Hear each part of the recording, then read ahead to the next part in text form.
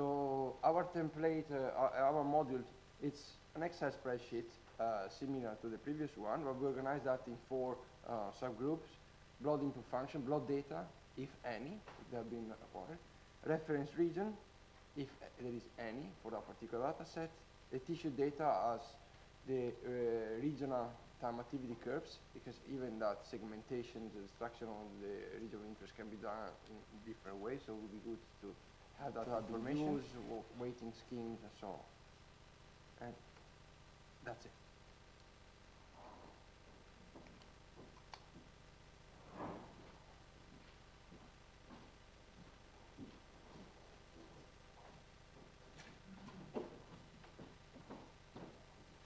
I've tried to put together in just one slide how I would sort of organize this in my own mind. And I think what we've talked about so far is largely the content. What sort of information should be acquired? And different sites will have different ways in which they implement it, and that's perfectly fine. And there'll be no recommendation, it's according to my ideas, there'll be no recommendation here that anybody needs to change anything what they're doing. We can put some recommended standards. However, everyone agrees that if this data is going to be shared on some server, then we're going to have some common language and format and structure. So the prior stuff was, in my mind, a lot about content. This now is about format.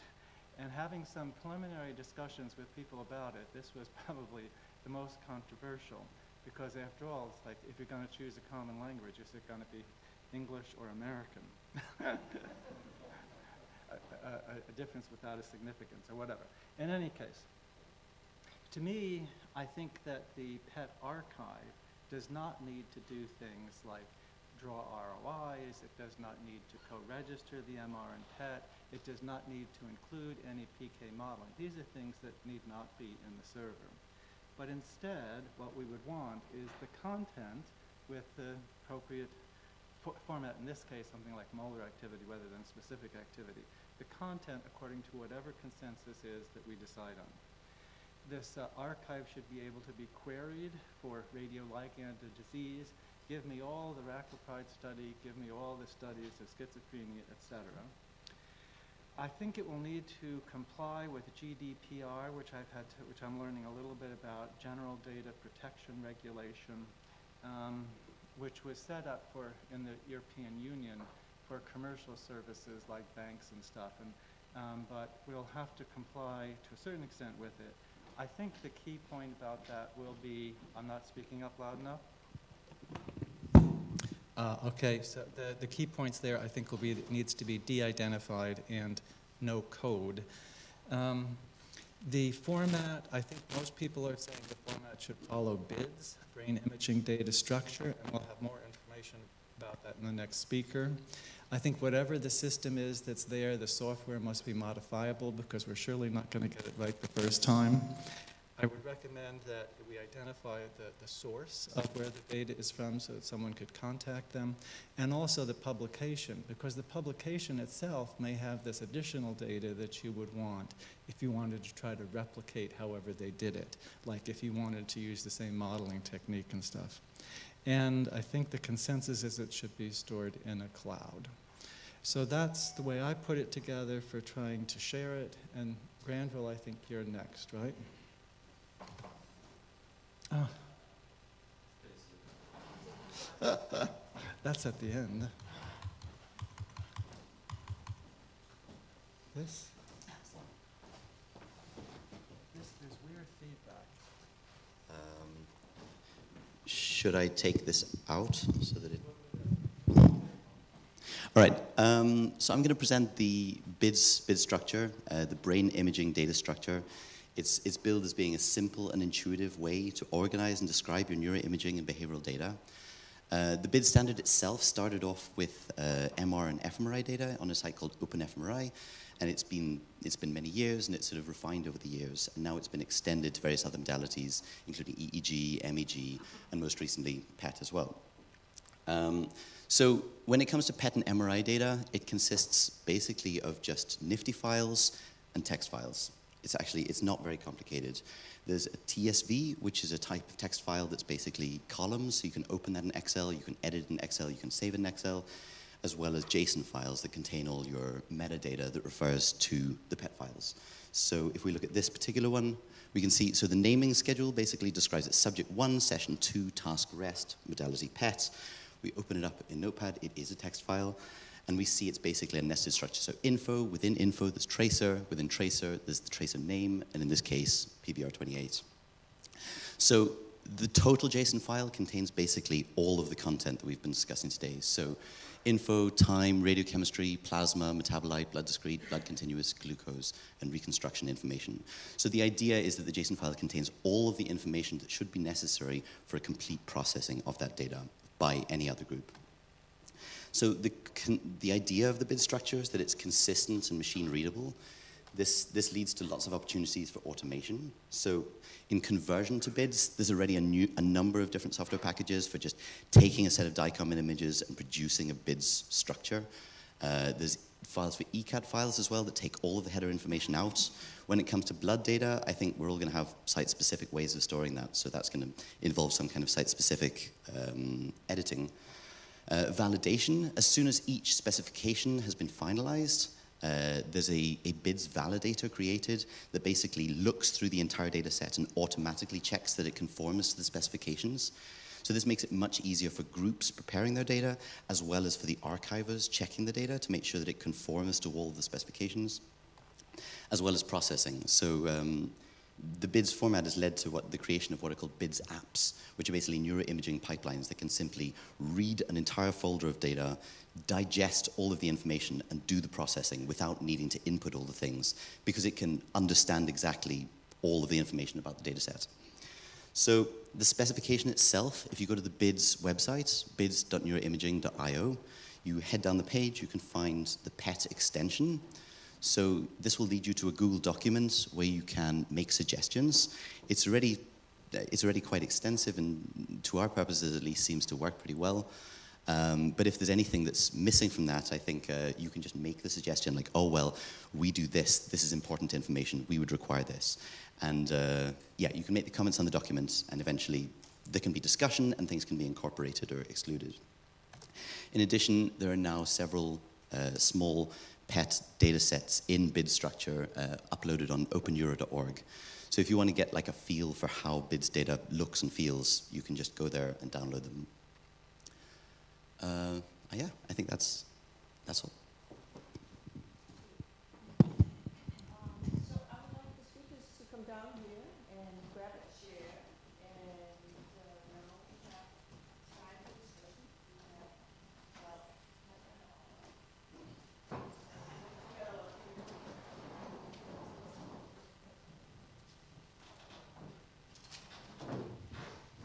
And we have a mic for people who can ask questions.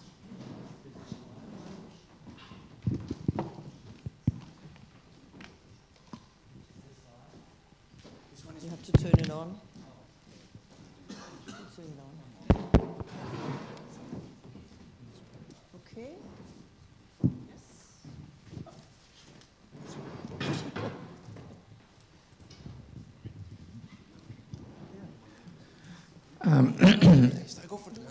Maybe Bob knows the most about this, but in the US, many of us have been busy uploading our PET data for years now to the NIMH's Suck Everything Up database, and our MRI data to go with it. So I just wondered, is there any overlap at all in this process, so we don't have to replicate everything that we've already been doing for a while now?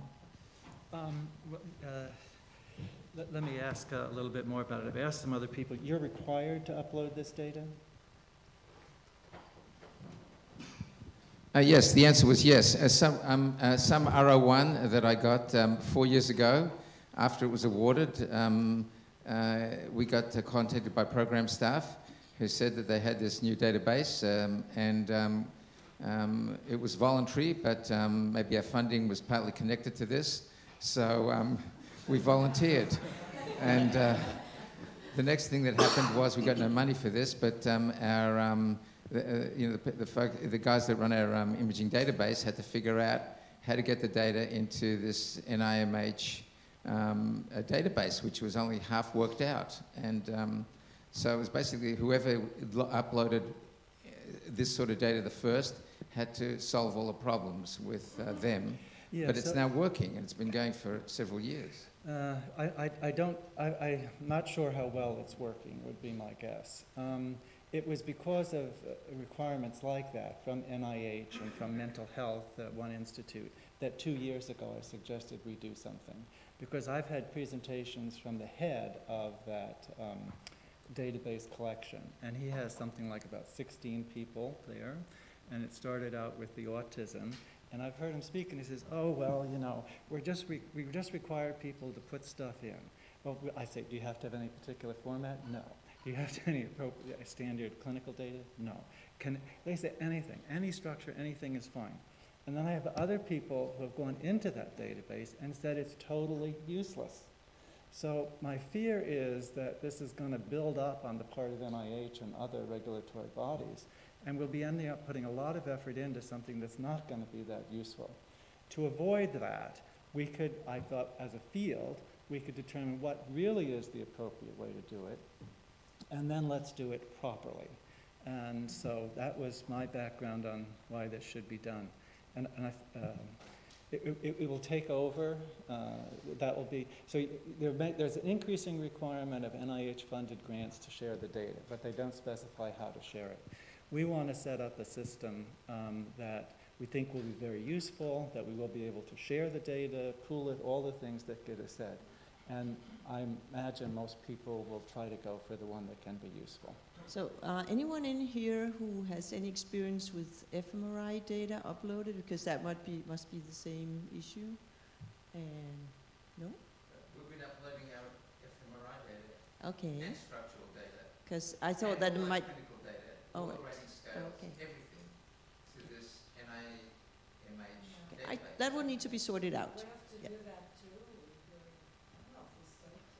Okay, I think it will need to be sorted out. Maybe we can move on, and there must be more comments, questions. Dirk, I think you go first. Well, first, I think this is a really valuable idea, and I commend you for the initial work you've taken. I think there are some tools out there that we could make use of. So, for instance, for the instrumentation aspect of things that we heard in the second set of slides, iCannal and ACR and Akron have published standards for instrument qualification that need to be repeated at annual intervals and so on, and they're really quite well standardized, meticulous, and to be honest, a real pain to conduct. But if you want to be a part of certain clinical trials, you have to condition your resources to pertain. So we ought to perhaps look at that and see whether those are actually more than adequate to meet our needs. I suspect they're close. The second thing, though, is the utility of the grand plan here. And at least looking as a minimalist, I would say, well, at the very least, what I think could be contributed here would be a database access to normal subjects, in that there's very little diagnostic variability there other than how carefully did you look. But that would be a valuable resource, at least in my perspective, to say, well, if I'm going to now initiate a project to study a particular condition, and I know what kind of a marker I want to use, I might look to this database and say, where is there the deepest normal comparator that would bias me in favor of what tracer, what method, and maybe even what kind of an analysis to undertake to maximize my statistical power. I think it was Adrian first. And then he. Well, if there's a question which is related to that, maybe finish this point first, because I completely Yeah, I just want to bring up the kind of a dual issue that we have. I think what you're discussing is kind of a post hoc sharing of data, or making data available for NIMH purposes or whatever. But I think the field has the other issue, which maybe is bigger, and we somehow need to kind of deal with it, which is the prospective collection of data in a manner that could be shareable or useful. And it's it's tracer specific, and it could apply first to normal controls. But in general, I don't think we do enough of agreeing on what is the proper way to collect data for a specific tracer, what is the minimum requirement beyond how to analyze it. So this is a higher standard for the field, but I think, I just want to put it out, maybe we're not ready to discuss something like that. But people are using different ways of collecting data for tracers that may not be valid, and then do we really want to share that data? I mean, why don't we also discuss the fundamentals? Well, isn't that a part of the first part of what we were talking about, by the experts in the field, what the recommended content would be that should be acquired? I think it's slightly different because what we're talking about in the first place is just to get the information out there. Sometimes we don't even have that information, but I think it's a very valid point you're raising. I think also that the only way that we can really decide what is the best way is actually to get the data first, and then to decide on the basis of what's out there, because it's not quite straightforward to determine actually what is the right way. But I think that could be a very logical next step once the data had been collected. So with regard to the content, though, I can say that I think that really is important to do and to know. And I found that out not just in terms of sharing, but in terms of my own data. So we put together a paper recently on a small number of 45 subjects with PBR28.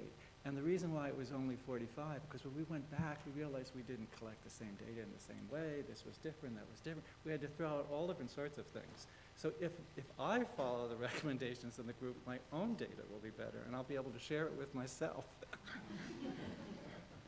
But maybe just to get back to Kirk's comments, and that relates a little bit to the discussion also.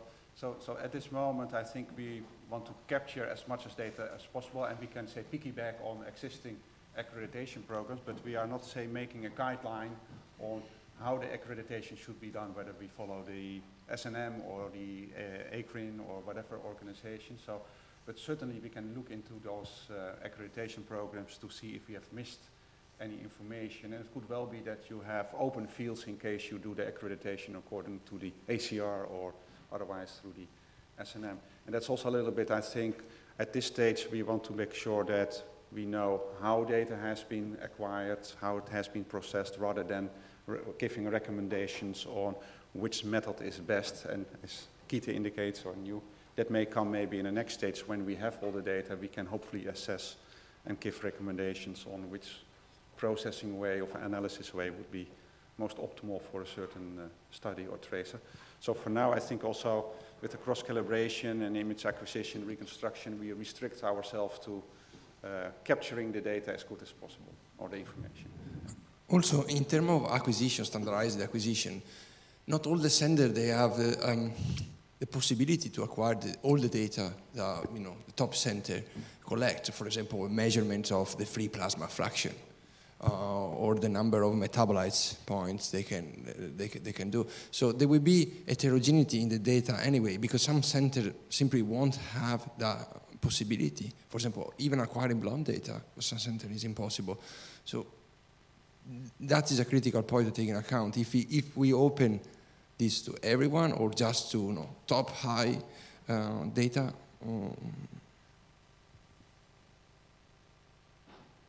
I think it's a two-way process. The first step is that we collect and report on data in a minimal way. So at least what one group acquires can be repeated in another group, even with new data, because they can do the same, exactly the same, and we get rid of these discussions. Well, it might be due to a difference in methods, and so, which you see in almost every discussion at the moment when we go to a paper.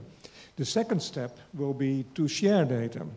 And of course, for the future, that is the way to go, because it's almost criminal not to do, because every group is collecting his own normal volunteers.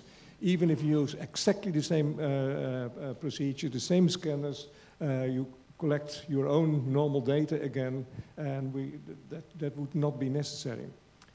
However, I would think that we, at some stage when we go to the sharing bit, and sharing, of course, doesn't make any sense if we don't standardize it in some way, because then it is just an additional exercise which is not useful.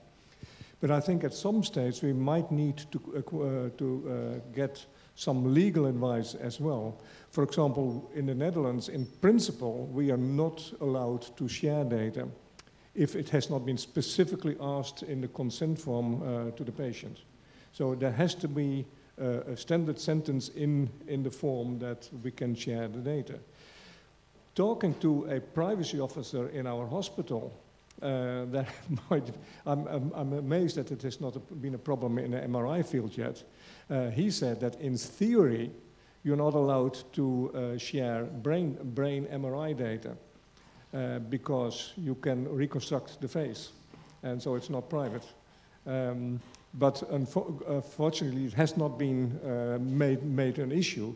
But maybe we should make, when we develop this further in a grant, we should also include a legal component to it. Yeah, I think the legal component is really important. You can do defacing of the MRI, so do you want to? Yeah, if I may respond. So OpenNeuro, with their solution, they've been hosting MR and fMRI data for years. Their solution is that they require defacing before one can actually upload data on the site. When it comes to European legislation as well, the new GDPR legislation that came into place in May, I think the statement was that research data should be, to quote, as open as possible, as closed as necessary. So I think currently what the situation that we're going through in Sweden is that Swedish and European laws don't quite gel, and we're figuring everything out. But I think GDPR is actually in some ways made to actually make the sharing of research data easier, provided that there's sufficient de-identification of the data itself. And then a third point about your other thing, you said the first thing is going to be sharing how the analysis is done, and the second point is going to be sharing the data itself. I would say the third step is actually going to be sharing all of our in-house analysis tools, so that actually others can actually faithfully exactly replicate the analyses performed by other groups. Adrian, I agree with everything you said, except when it came to my phobia, the lawyers. I strongly recommend that lawyers not be involved in this work. No, I really mean that, because there are all different sorts of local regulations that people will have to address themselves with their local IRB. For example, one buzzword for me is things must be decoded. After the individual site has worked out whatever it is so that they can share the data, then this is the way to share it. But I think it would increase the scope too much to go into all the different regulations that would be required. It would be the local site or the local country to try to work that out. No lawyers. Just a quick comment. This is a wonderful initiative. And in Canada, there is, just recently, there has been a very large grant that was obtained just based on data sharing. And it's Canadian Open Neuroscience Platform led by Alan Evans. And there, it's a nationwide initiative focused on data sharing, not just imaging, but anything else that's related to neuroscience. And there's 4 committees that are formed. Users Committee, Technical Committee, which is something that would cover this. There is an Ethics Committee that has to deal with problems like this. There's no lawyers involved at this point, but it's mostly really even to decide guidelines, how each institution should go about deciding what's necessary for data sharing, and an educational component as well. So I think that this effort here, if there was some crosstalk between different efforts that are already happening, I think that would be beneficial and may make things very, very effective. So very timely effort, and indeed it was recognized at the national level that data sharing is advantageous economically and also from the human point of view, because those volunteers' data should be used as best as possible.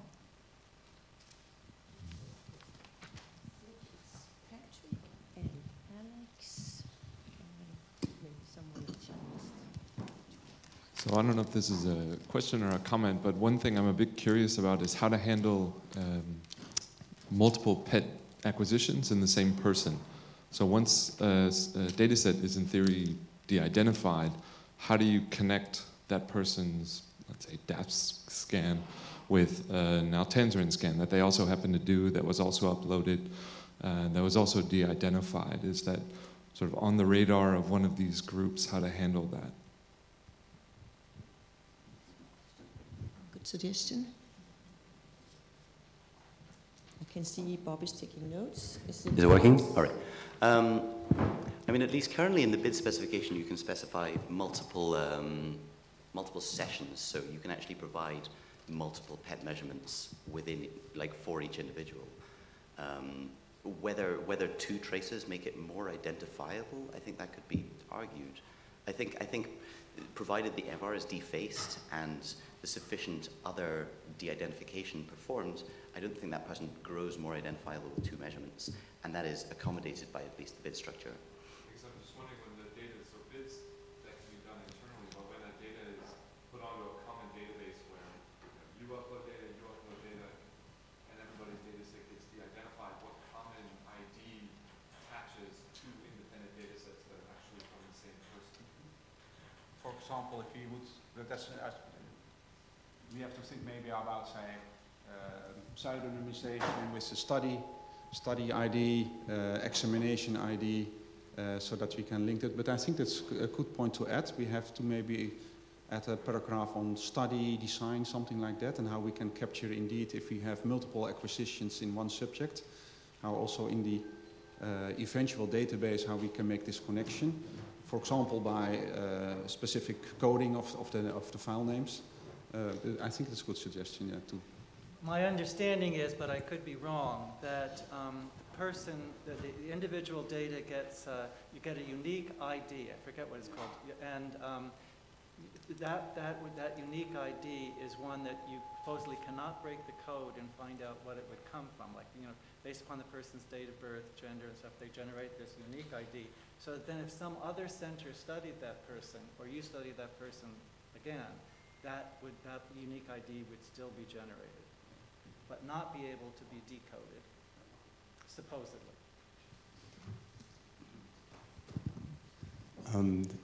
3 points. First, to Adrian, I think the point is extremely valid. We can't share if we don't have permission, but we can, of course, everybody who has been in this room will have waken up to the fact that that's the first thing to do. So what I now do is I'd rather have my ethics 3 months later, but have the permission to share with absolutely anybody I like, rather than going the easy way and say, no, I'm not going to share, give me the permission, because the problems will then arrive later. And it can be done, but you need to stand up to your ethics committee or IRB, and you need to have that fight, and you need to argue that it will be unethical to irradiate healthy controls if you then don't share the data with other people. So I think it's a fight we need to take back to the ethics committee and stand our ground. Regarding Graham, I think your point on GDPR is exactly right. I think it will actually make data sharing a lot easier. The GDPR is Europe-wide, and then the countries put their own interpretation on it. The current interpretation in the UK is that the data must not be identifiable for a motivated intruder. And in the discussions with our regulators, I made the point, it will take me 2 hours with full access to my own computer and my entire office to work out who control 1, 2, 3, 4 is. So would a motivated intruder ever be able to do that? So many countries I know will have similar rules. And I know, Bob, you said no ID whatsoever, but some countries even allow something like HAM_AL as the, an element of the last name, because when you think about it, it's extremely hard to identify really, apart from the fact that Facebook and anybody else will identify us in no time anyway.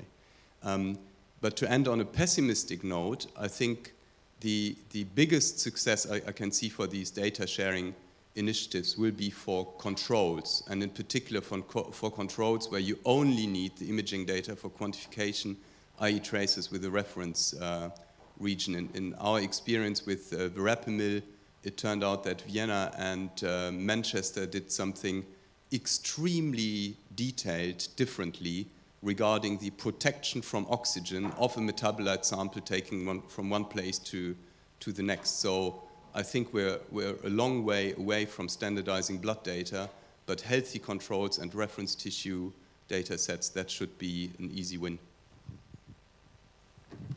One question to your point. I totally agree that we should put this in our ethics programs to ask for permission to share the data. You have experience with that. Does it affect your patient accrual that somebody says, well, I'm quite happy to take part in this study, but I don't want my data all over the world? You don't say the data will go all over the world. If you explain it properly to people, I don't think we've ever had anybody not agree to take part because of that, because you can explain this. Apply the grandmother test or the own test. Would you be happy for your totally anonymized data, where nobody can reasonably find out who you were, to be shared? And I would like to reiterate the point, always include industry in that, because it's so annoying if you've got a project where if you could share with your industrial partner a few data sets for them to check out something, and you can't because you explicitly don't have permission. Just go for the maximum. I have yet to find anybody who has refused to take part because of that. I'd just like to follow up on the first of Adrian's points, and I think others have made the point that before one starts sharing others' data in a scientific way, you have to know how the data are actually collected. And in many ways, journals are a little remiss in this, in that in many cases the methodology is very poorly described, and then as someone said, well, it's in the discussion, we got results different from so and so because our methods were different, but you don't know what the other methods were, and perhaps you yourself didn't describe the methods very well either. So this would be a relatively low bar, but for journals who publish our papers to require at least a certain minimum amount of information and not accept things, oh, the data were analyzed as Smith et al., 2018, then you go look at that paper and there's very little there, and then you try and you wade through and you still don't understand what was done. So journals could be a first step in conveying this information, and given the availability of supplementary information, it doesn't really have to overburden the journal length or even the reader who isn't interested in the details. And I think perhaps the Blood Flow Journal might be a place where we could start to encourage that approach. It's interesting that the worst journals are the high impact journals. If you go to Nature, your methods go into the references. And that's the only thing you want, 2 sentences about methods. We should work on these journals that they should be more considered. Yeah. Any more comments, questions? I think regarding the journals, I think that often they have issues with page limitations, and I wonder if potentially if we get a PET star, whatever we call that standard that people need to fill in about information, it might be possible to upload it with a link and put a link. If there's not room in the supplementary, then there could be a link you could put into the paper. Maybe? Is that a possibility you think would be considered, Peter? I can look into the Blood Flow Journal. Mm-hmm. Mm-hmm. Good. Yes, regarding the global unique identifier that Dr. Innis says, this identifier cannot be decodified, I agree, but can be found with a force brute attack. This means if you have a database like Facebook or Google Mail, about name of the subject, birthday, and location of where the subject was born, you can try by one until you find the ID of the subject. So it can be cracked, even when cannot be decodified. You need a big database, but Facebook or Google Mail, they have the database. So really, it's not anonymized. It's very dangerous, this tool that the NIH has created for the global unique identifier. What would you suggest? I suggest that if someone wants to share more images of the same subject, they have to be handled inside of the institution, and unfortunately, this kind of things will not be able to be public. I mean, if you have a subject that you scan in your institution with more of one image, you use the same ID, so with the same image. But if the same subject was scanned in different images, in different centers, they should not be shared. Okay, I think we have to stop now. I'm sure we could continue for a very long time, and it will take lots of discussions from now on. But we have something coming up, Tony, and so we would propose that Tony, if you would go and make the motion. Yes.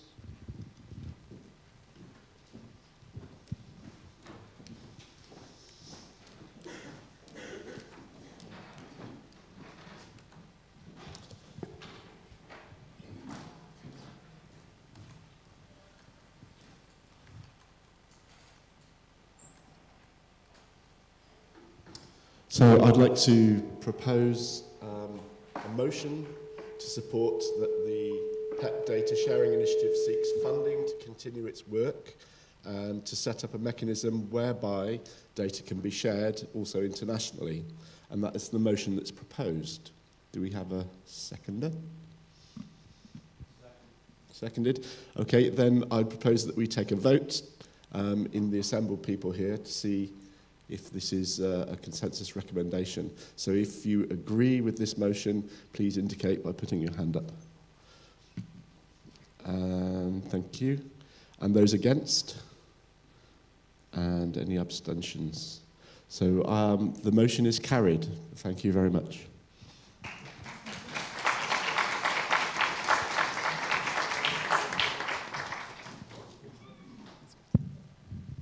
Okay, thank you for your attendance here and for your interactions, and particularly to those who contributed with slides.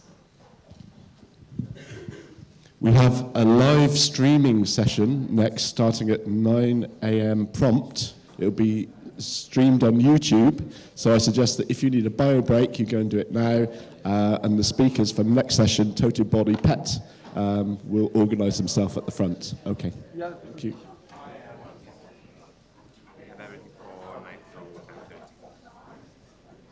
So this one. Okay, this is good. Do I have all the mic? You can put all it.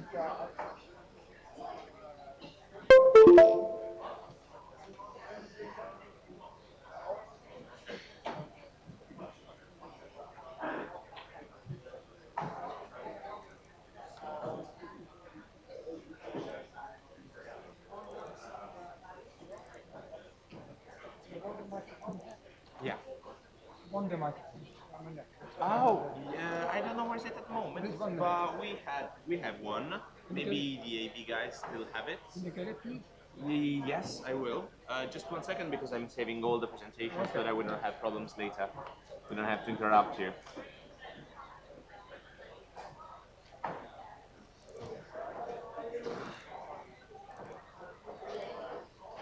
Il microfono quello. Non prendi sopra. Vado io. Vai, bussi nell'AV che ti portino giù dei microfoni portatili e che dobbiamo microfonare le persone. Ok, le presentazioni ci sono. Ok, perfetto.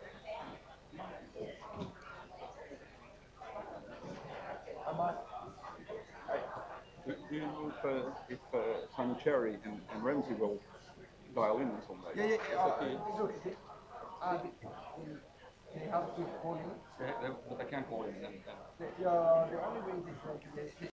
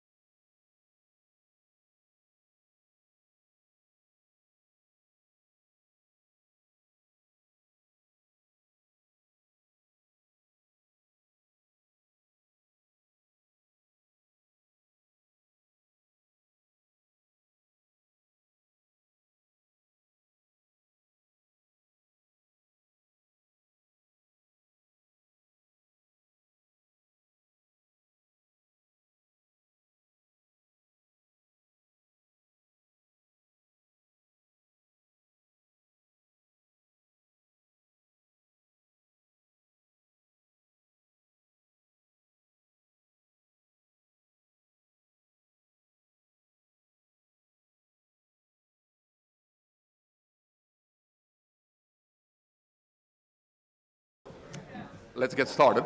And welcome to this session on the exciting topic of total body PET and its opportunities and challenges.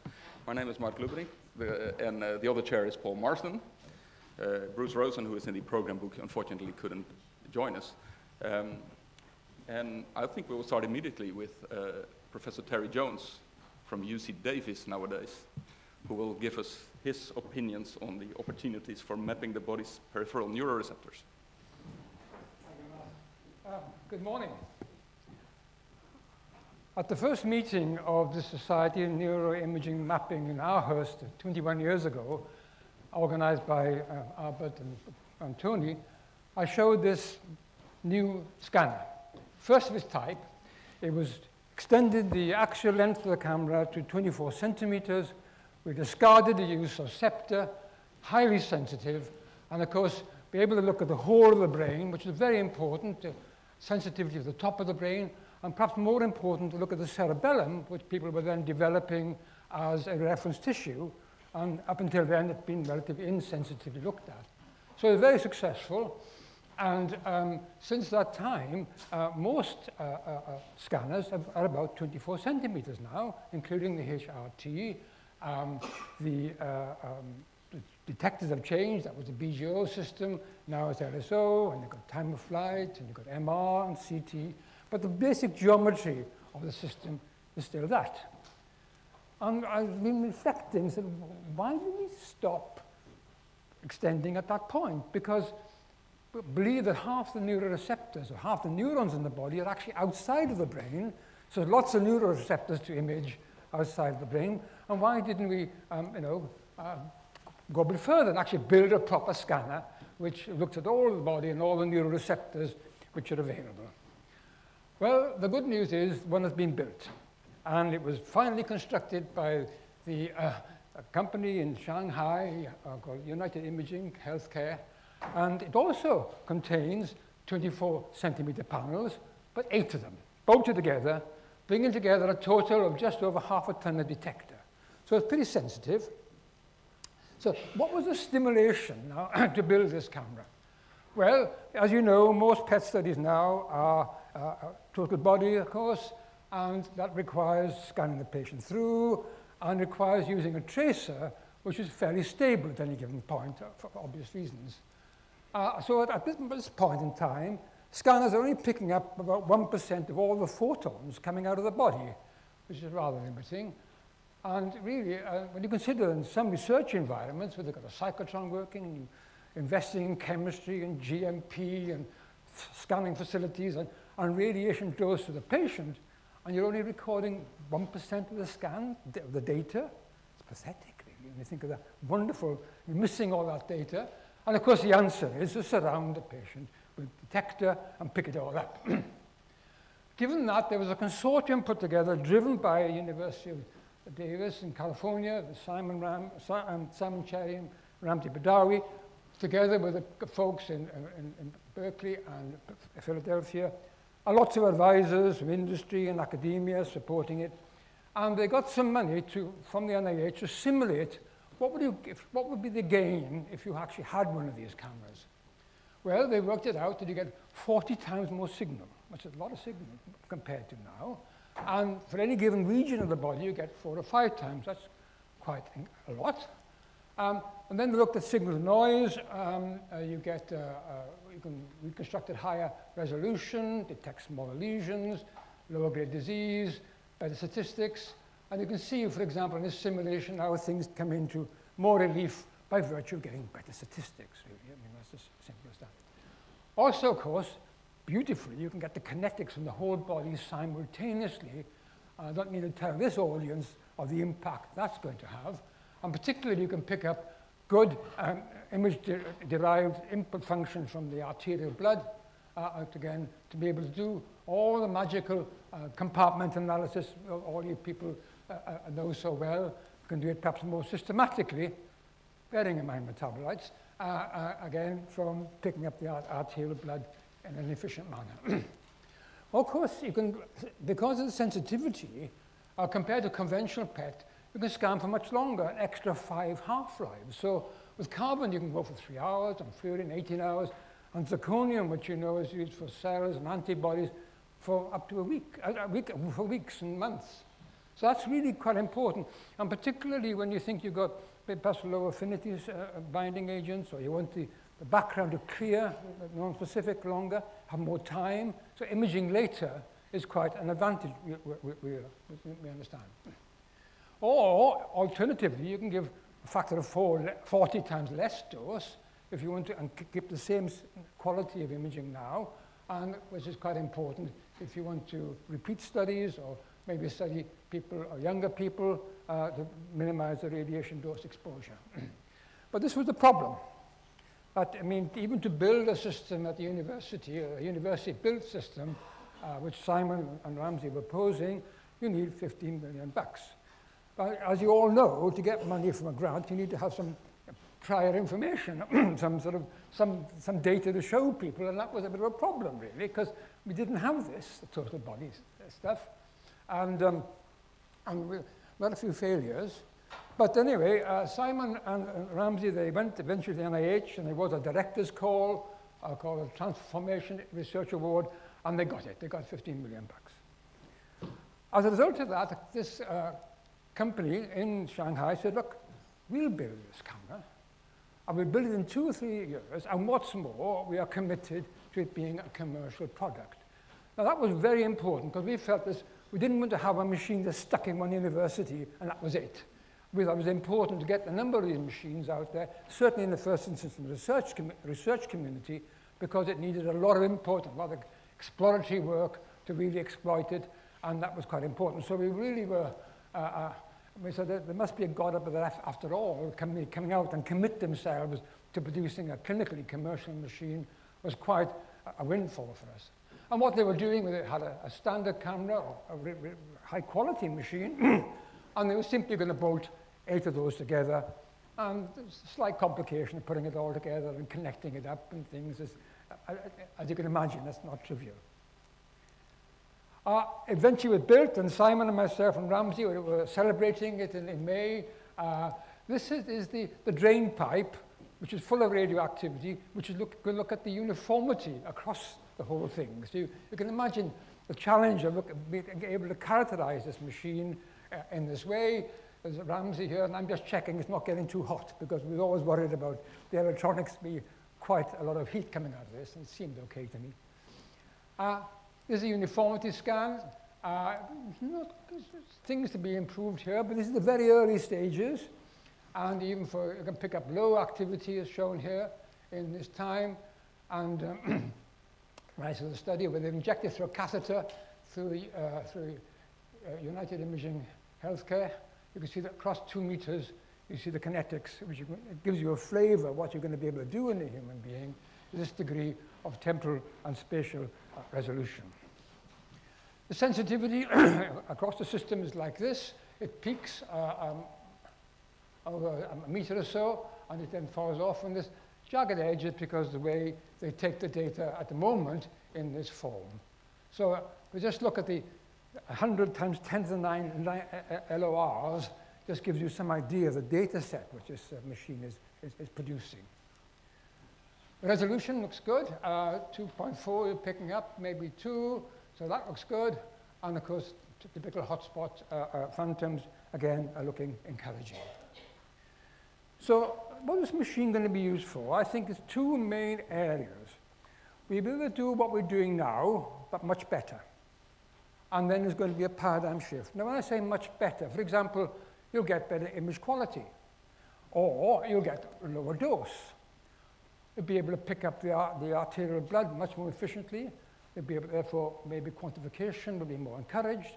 You'll get better statistics for your kinetic analysis, even begin to pull out the micro K1, K2, K3, K4, rather than just lumping into binding potential or volume of distribution.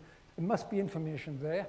And also, because it's quite expensive getting new tracers or cyclotron, because of the 5 half-lives, you'll be able to transport ligands over a much bigger distance. So people will be able to access from commercial centers, for example, much further away than now, and that will begin to enhance their own local repertoire of studies without having to invest heavily in GMP and cyclotrons and all that sort of stuff.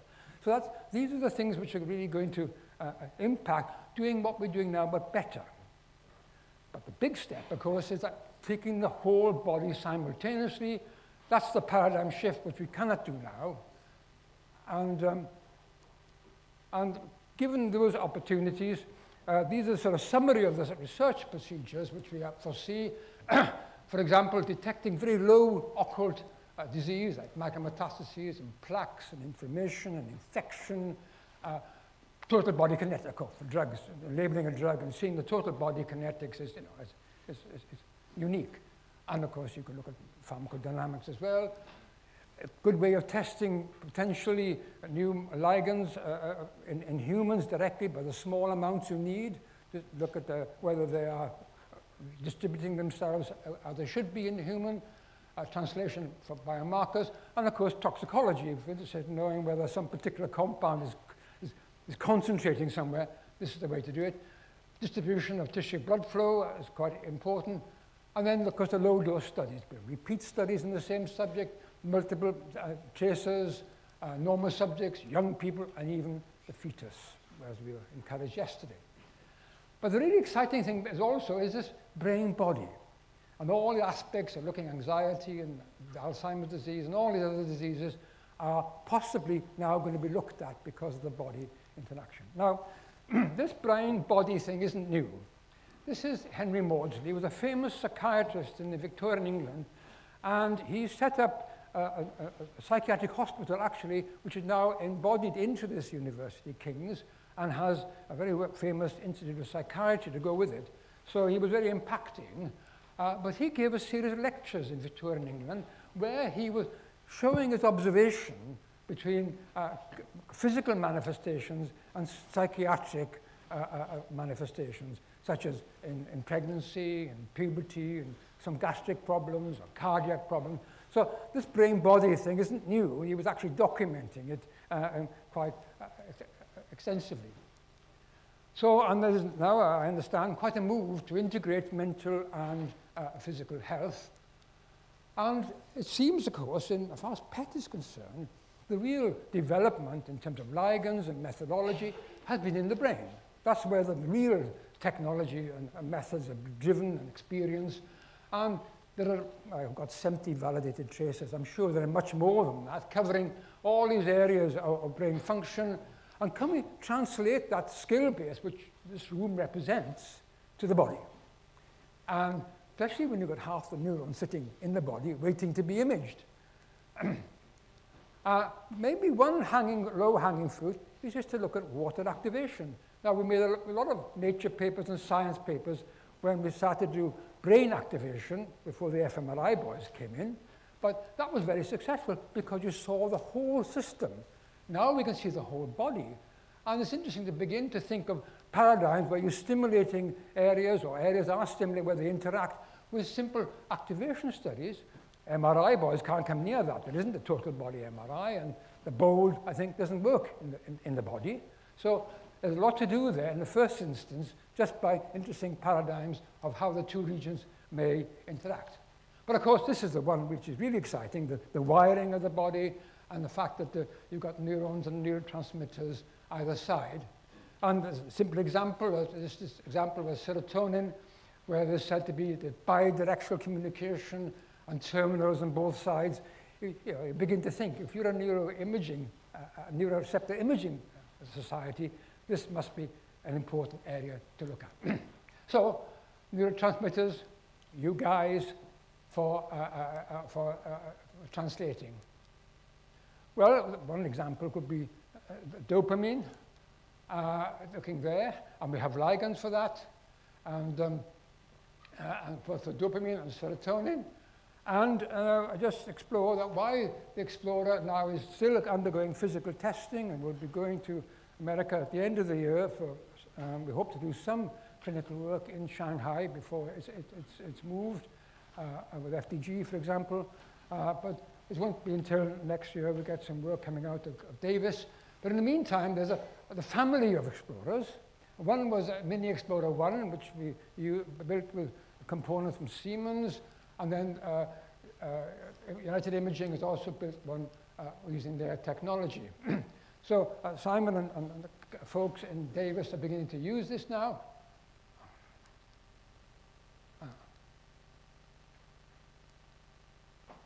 For example, it's an injection of FDG. You can see the temporal resolution, and it's going out, but it can go for 18 hours. So clearly, FDG has a K4, because there's not much left in the brain or the heart. So you can show the power of being able to really follow such traces over extensive time. And here is a raclopride study, which he's done. It's the only receptor study that they've done so far. You can see the quality. It gives you some idea of what you're going to be able to see in human beings when the system gets working. The time activity curves are shown here. Yes, you can see the striatum beautifully coming up, but you can see where the rest of the stuff's going. That is, a lot is going into the liver, as you can see here, and indeed the gut is gradually increasing over time, which presumably is driven by metabolites. So that's a bit of a challenge, and there's a Logan plot here. So this is challenging. This is very challenging. My good friend Rich reminded me that the density of receptors out here is much less than in the brain. So we are being challenged with that signal, which is fine. And of course, labeled metabolites that I've just shown you. But yesterday, there were two really nice presentations on the COX inhibitor and the synapse work, which show beautiful total body stuff for these receptors, which weren't being interfered too much, as I could see it, with metabolites. So, you know, there will be systems there which are not too dominant. And I remember in the 1980s being told by some very famous pharmacologists, don't bother to image receptors. They'll be swamped by non-specific. And now you've got 300 people committed to neuroreceptor imaging. So, you know, you've got to move on. And so, that's a challenge. And maybe we think about developing ligands, which is less metabolism associated with them, which hasn't been an issue so far because the blood-brain barrier has kept a lot of them out. And of course, the whole non-specific binding may be quite different from what we've been used to in the body. So for consideration, what are the interesting normal physiology questions, neurology and psychiatric, which we can ask of this? And David Brooks is going to give a talk on what he thinks the application in neurology will give, and Phil Cowan will talk about the psychiatric questions. Which are the, oh God, which of the receptors have we already got? Can we repurpose? We can use now for this. And what traces have you already got in your bottom drawers which didn't work for the brain? Maybe some of those are going to work for the body better. What are the opportunities and challenges? Well, we've seen the challenges. And maybe biomarker development, as I said earlier, will take an extra focus of minimizing peripheral metabolism. Thank you very much.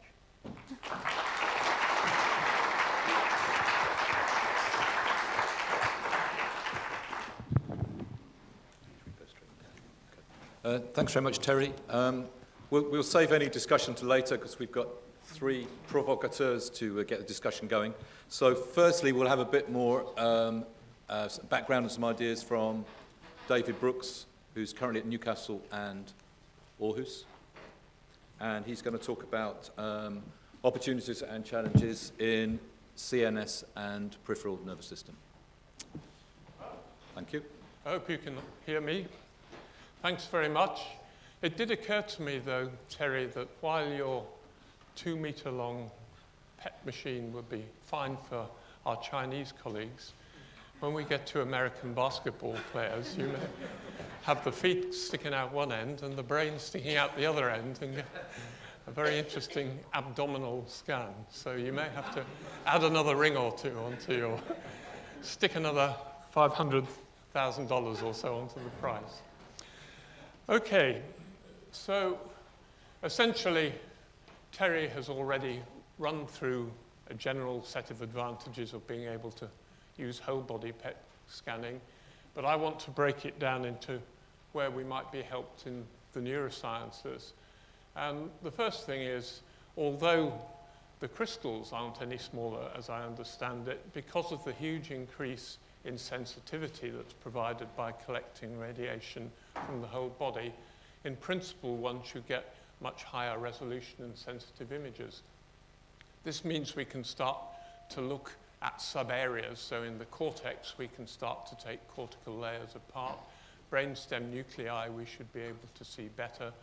Individual subunits of the thalamus. Nobody still really can identify well the peduncular-pontine nucleus, but with cholinergic or glutamatergic ligands in this machine, it may now become possible. Pediatric neurology, well, there are lots of kids who have epilepsy due to dysplasias or tumors. Again, we're always very reticent to put children into PET scanners, but you can bring the dose down 6 to 10-fold with this machine, and it now becomes a realistic possibility. There's been very little neurology work done with PET on peripheral muscle metabolism because it's generally very low, but in fact with a high sensitivity system you should be able to pick up changes in different muscular disorders. I'll come on to that. Similarly with the spinal cord has very low metabolism, but it's not so low that one can't pick it up, especially in the presence of pathology.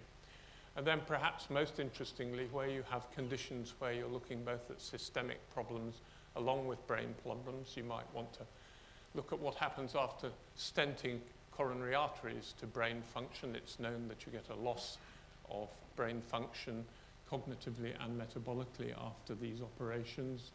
We know that in Parkinson's, multisystem atrophy and other degenerative diseases that systemic organs are involved. The connective tissue disorders like systemic lupus erythematosus can affect the brain and the joints. And finally, of course, if you get a brain tumor, it's often a metastasis, and it helps if you can do a quick scan. And this probably is going to be the biggest use in clinical practice. Looking at the whole body quickly, you can put 20, 30 patients through in theory with snapshots if you have a whole PET machine, whereas at the moment you have to do rectilinear scans or multiple scans to see where the metastases originated. So, just to give you a diagram of the cortex, I'm sure you all know this, but the cortex has 6 primary layers. Some are output layers like layer 4, others like 1 and 6 are input layers, and then you have interneuron layers 2 and 3. In principle, we want a machine that will start separating the function of these different layers and looking at the way they integrate. 7 Tesla MRI is starting to begin to do this already.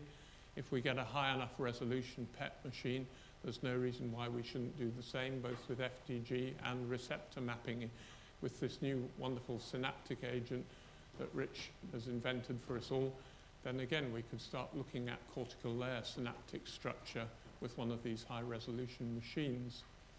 The cerebellum, again, we just tend to get a whole cerebellum image, cortex and white matter and the central nuclei, but all the brainstem connections should now be revealed. We should be able to pull out the brainstem nuclei individually instead of just seeing a composite midbrain or pontine signal. And as an example of this, this was an F-DOPA PET scan, which we did, I don't know, at least 10 years ago, using one of our older PET CT cameras. And you can see, even with this old machine, putamen, head of caudate, but you can see there is also pallidal signal, though we can't really differentiate the internal and external pallidum. You can see that the tegmentum and raphe and locus ceruleus can all be discriminated with this tracer. But with a machine of the sort that Terry is wanting to devise and provide, you could start to see these nuclei far more clearly without problems with wash-in and wash-out signals. And we could start to get a handle on the neurogenic system, the serotonergic system, and the dopaminergic system, and PPN as well. If we had cholinergic tracers, we could look at that and define it accurately in the brainstem if people want to put DBS electrodes in and treat Parkinson's patients for gait disorders.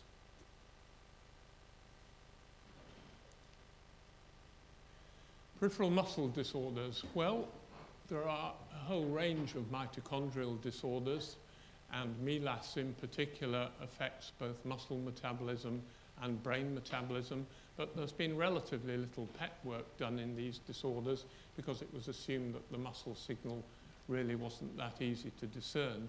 But again, with one of these high-resolution cameras, that now becomes possible. We can also look at metabolic dystrophies, inflammatory disorders, toxic disorders of the muscles, polymyositis as a complication of cancers like lung cancer. And just to show some examples, this is obviously with an old conventional scanner, dermatomyositis showing increased metabolic activity with FDG in the shoulder muscles here and in pelvic muscles. But you'd see all that in one shot if you had the whole body PET machine. Interestingly, if you get cancer, muscles actually have a non-specific increase in their metabolism for reasons that are not entirely clear, but this patient with a squamous lung cancer is showing increased muscular activity, metabolism in the intercostals and the diaphragm. And these are sorts of things that one can investigate the cause of this. It's still a little unclear why tumours trigger this reaction. Spinal cord, this is an astrocytoma, which is easy even with conventional machines to image. If you have neurosarcoidosis, however, much more difficult. It's very patchy. Some is active, some is not, but you can pick up active areas of neurosarcoidosis right through the whole spine and the brain at the same time if you had access to a whole body scanner with high sensitivity. In ALS, interestingly, spinal metabolism, it seems to be increased. I was expecting that it would be decreased, but reports now are showing that as you lose brain metabolism, as motor neurons die off in the brain, there seems to be some form of reaction along the length of the spine where interneurons become more active metabolically. And again, this would be a very interesting example to use synaptic markers, the SV2A tracers. And again, with a whole brain machine, clearly one could see all this in its entirety without having to do separate shots of spine and brain.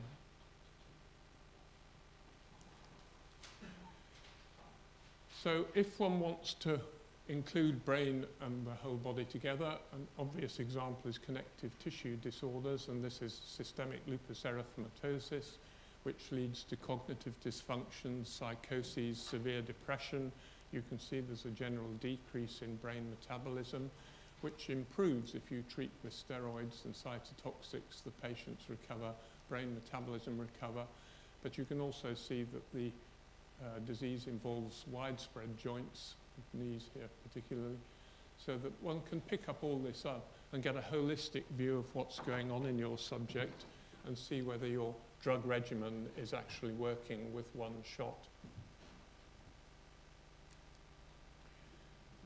This is an experiment. This is not pictures from Newcastle, but in Newcastle we have a major program running on stenting elderly patients up to the age of 80 who have non-ST elevated cardiac attacks.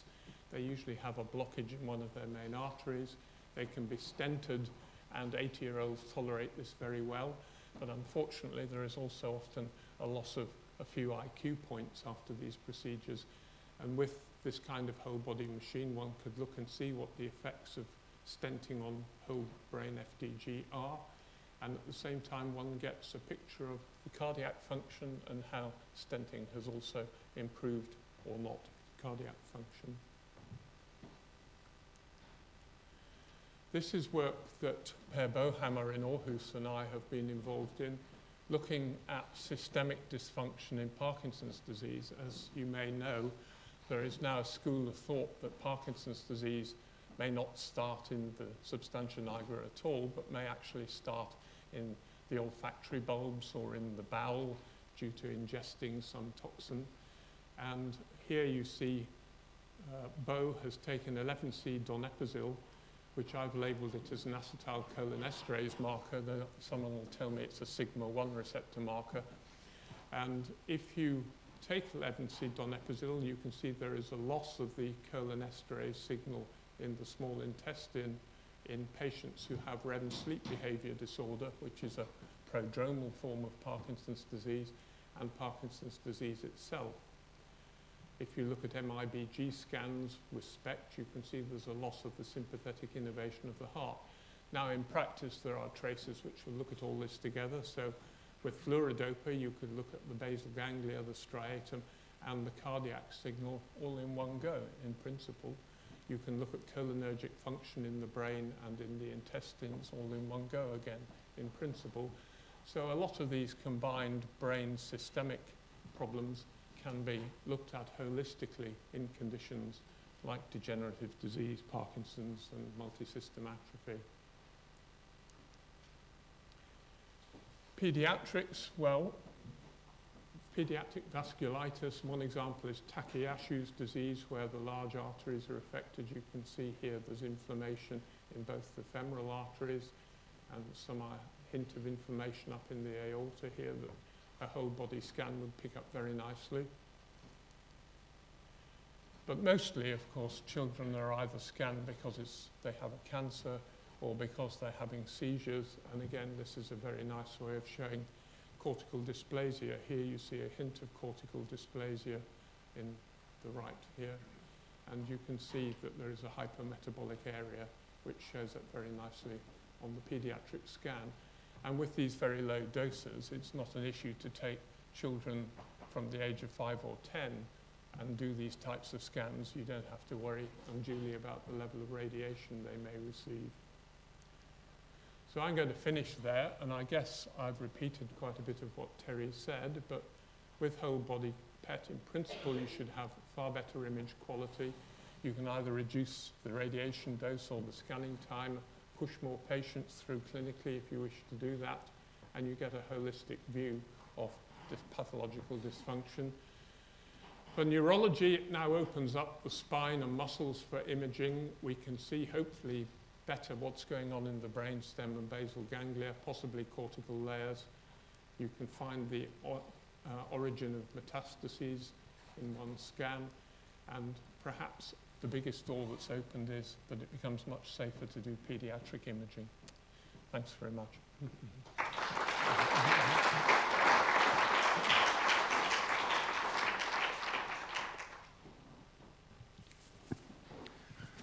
Thank you, David. And the next speaker is Professor Philip Cowan, who will be giving his view on the use of the total body PET in psychiatry.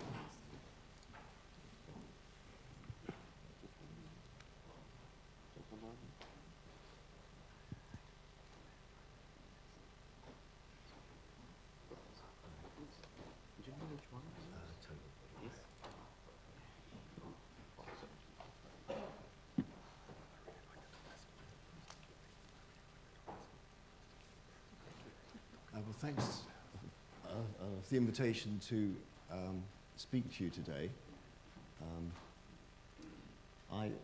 I work on the psychopharmacology of depression, and I expect you can tell from my appearance that I've been doing that for quite a long time.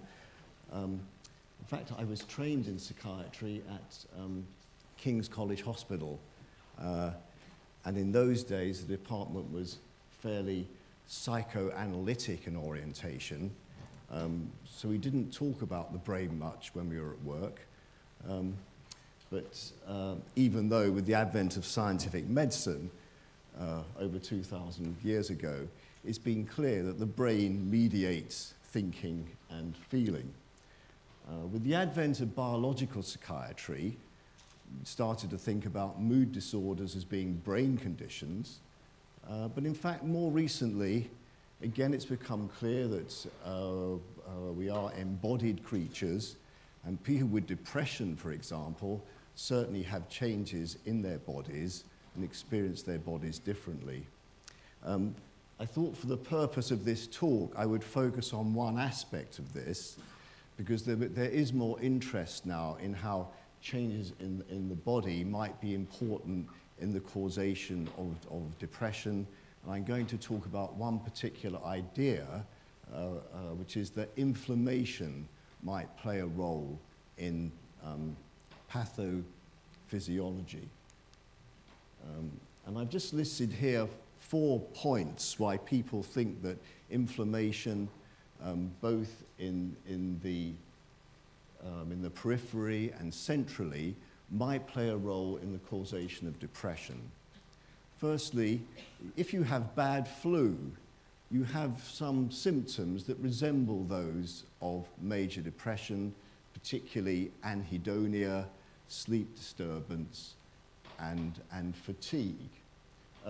Secondly, if you carry out blood tests in patients with depression, a certain proportion will have evidence of increased peripheral markers of inflammation, usually acute phase proteins such as C-reactive protein, CRP, or various of the interleukins, particularly IL-1, IL-6. Some patients who have various medical conditions can be treated with cytokines like interferon. Patients like this have a high risk of developing depression. Perhaps a quarter to a third of patients will develop clinical depression when treated with these pro-inflammatory agents. And finally, there's tantalizing hints that certain anti-inflammatory drugs might be helpful in patients with depression. This is a study in which my group is engaged, called the BioDeP study, funded by the Wellcome Trust and led by Ed Bullmore from Cambridge. And here we're looking at 200 depressed patients, 50 controls just there, and we're looking at CRP in the blood, corrected for BMI. Each dot represents an individual. As you can see, there's quite a spread. This is a log scale. But when you come to patients with depression who aren't doing well with conventional monoamine treatments, you start to see increases in CRP in a proportion of them. So perhaps about a quarter of patients with what's called treatment-resistant depression have evidence of elevated peripheral markers of inflammation. You can also see some evidence of this in the brain. And so here's binding to brain microglia measured by TSPO, and we have a group of healthy controls, so the open circles or triangles or depressed patients. And what you see is increased TSPO binding in various brain regions in the depressed patients. And this is normally taken as evidence of activation of the brain's immune cells, the microglia. So evidence here of both central inflammation in depression and also peripheral. So with that in mind, you might wonder whether anti-inflammatory agents might be helpful, particularly in treatment-resistant patients who are the ones most likely to show these raised inflammatory markers. And this is a study with a drug called infliximab, licensed for treatment of rheumatoid arthritis. It's a TNF-alpha blocker. And these are patients who failed to respond to usual antidepressant drugs, and they've been randomized to either infliximab, which is the dark circles, or to placebo, the open squares. And we're looking at decreases over time in a standard rating scale for depression. And this looks like one of my studies. There's absolutely no difference between the two groups. But, and a caution here, this was a retrospective split. If you break the patients down according to their baseline CRP, you do start to see an infliximab effect. So there are 60 patients overall, and there's no difference between the effect of placebo and infliximab. But as the baseline CRP starts to go up, so the more highly inflamed patients, there is a benefit of infliximab treatment. And this is intriguing because there's a lot of heterogeneity in the response to antidepressant treatment in depressed patients. And this suggests that pre-treatment stratification on the base of peripheral inflammation might help us predict what treatments to give to specific patients. Just to conclude, I wanted to mention another possible target. So this is from the BioDep study again. If you look at the middle panel, we're looking at something called the P2X7 receptor. So that's a purinergic receptor found on immune tissue, both in the brain and in the periphery. And it's rather the same pattern that we saw with CRP. So this is gene expression of P2X7 on circulating mononuclear cells in depressed patients and controls. Here are the controls in green. The responsive patients, the ones who've done well with antidepressants, don't have any increase in P2X expression. But actually, patients who are treatment resistant, again there in red, show evidence of increased P2X7 receptor expression. So just a word about the P2X7 receptor. As I said, it's a purinergic receptor activated by ATP, which causes influx of calcium and leads to increased release of various inflammatory mediators. So just a few points about it here. As I said, it's a purinergic receptor activated by ATP under conditions of stress. It's present in both the central and peripheral nervous system, and in fact in all immune cells generally. It's normally silent, so it takes a lot of ATP to activate the P2X receptor, but under conditions of stress it will be activated, and if you activate the P2X7 receptor, you get increases in various key inflammatory mediators, particularly IL-1, IL-6, and TNF-alpha. There is a central ligand. There are PET ligands for the P2X receptor, both in animals and in humans.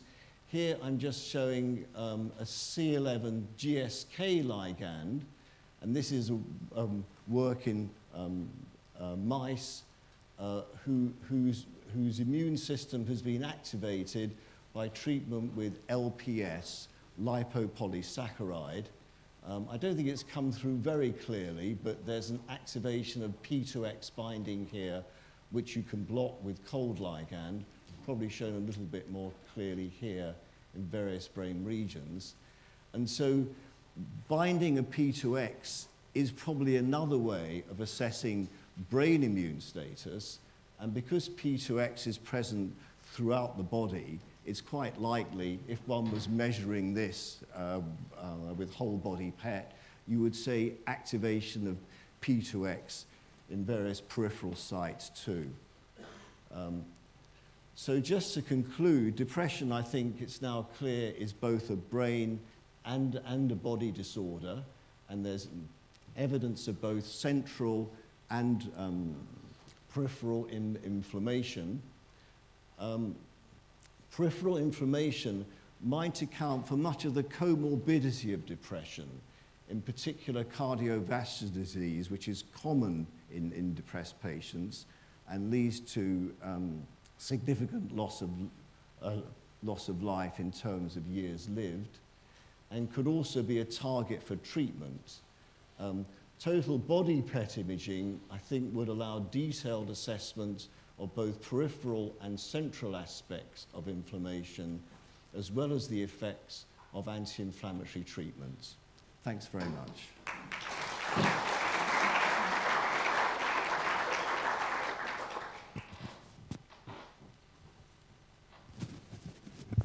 Okay, thanks very much indeed. Okay, so now we'll begin our discussion, having set the scene very nicely. So I think if Geeta, Kirk, and Richard, if you could come and sit on the panel here, and we're going to have some short responses to the presentations that have been made, and hopefully some opinions expressed.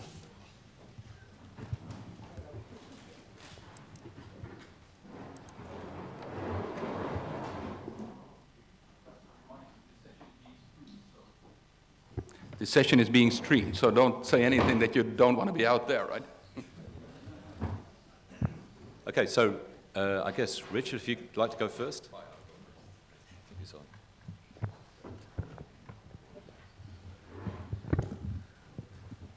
Well, certainly thanks to the speakers for giving an overview of opening up the possibilities. And I think that's one thing that our field is very, very good at, is taking something which could not be done and starting to figure out how can it be done. One thing about this is if we're going to use this kind of system, there's nothing stopping us from starting now without it. Nearly everything that's being proposed is something we can do with our modern whole body systems, whether that be doing as simple as whole body dynamic FDGs or looking at that with tracers that will be working for other target organs. Something we've been doing a fair amount at Yale. We've been using PHNO to image beta cells in the pancreas. It's confusing, it's complicated, people wiggle, there's variable contrast, there's probably metabolites. We've done that with various things just to try to do that reasonably well. And we have a signal, and we're trying to decide if it's right. There's other targets that are just pretty hard. We're trying to look at a receptor in the lung, something called LPA1. Kind of worked in the monkey. Failed miserably in the human because of the liver, which instead of being 25 to 1, became 200 to 1. And I don't think the whole body scanner will resolve that one. I'm very excited about trying to do something with the spinal cord. That's something that we find is hard, and that the kind of systems there are feeling comfortable with that.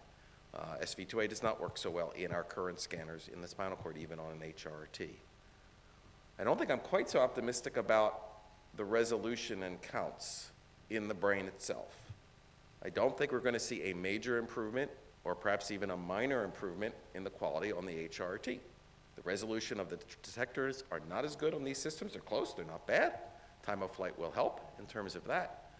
Total sensitivity, not quite so much. So I think this is going to be very exciting. I mean, certainly have lots of enthusiastic for pediatric applications and for low dose applications, but if we're going to grow the science and try to figure out the mind-body connections there, it's stuff we should be all doing now, because this is something, it's going to be a while of these systems, if and when they're ever out in multiple sites, to try it with all of our different tracers and all of our different applications.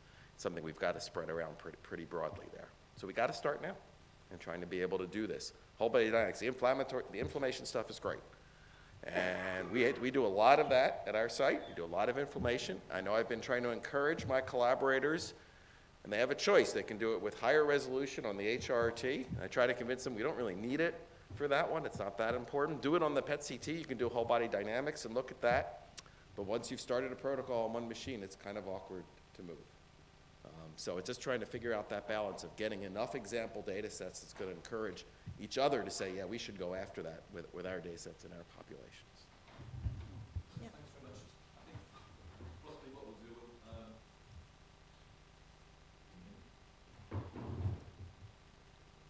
sorry, I think what we suggest we do, if a few people could respond to Richard now, and then we'll move on to Peter and Kurt, and then we'll open up the general discussion. So does anyone have a response to Richard's view on the future?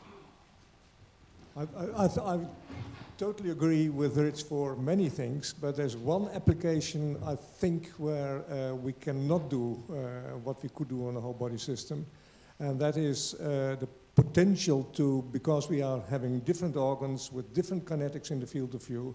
We've got a heart, we've got a liver, so we have a metabolite organ, we have the whole blood input function, and in principle it should be possible to acquire data and based on the data and the fitting of the data, we should be able to generate a metabolite corrected input function without having to do arterial sampling.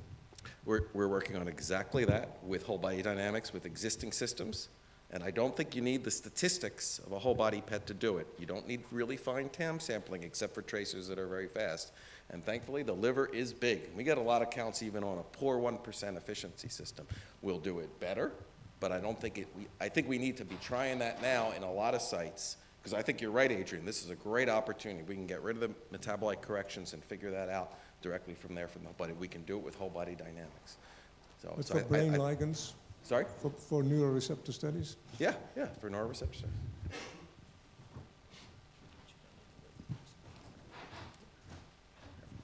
Rich, I think some of your comments were excellent. I was wondering if you have gotten to the point of looking at other commonly used receptor ligands such as mGluR5, as we have looked at ALS, but not in the spine, and say opiate receptors in the spine, because some of my collaborators have asked about that. Of course, we can't get adults into our HRT for those areas, but except for the upper spine. And I was wondering if you had considered that, and what are the limitations for that? Yeah, so I mean, same issue when you go to the brain. It's really hard to squeeze people through the HRT opening.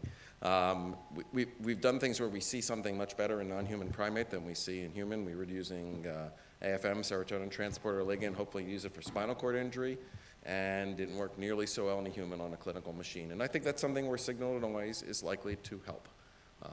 I don't think we're going to get that anything in terms, especially, and we'll probably get better resolution than a clinical system there. As I mentioned, SV2A, we haven't seen much there, and I think that'll take a big signal noise increase. This may be able to produce that. So I think the spinal cord's kind of an obvious place to go. The spinal cord is tricky because there's only so many synapses there. There's a lot more longer axons there. The synaptic density there is not as good as it is in the brain, as Terry said. So I think there'll be other possibilities there.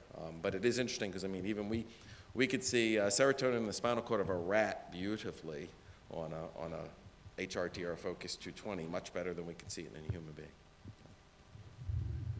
Okay, yeah, so I agree with Rich. I think there is plenty already now we can do.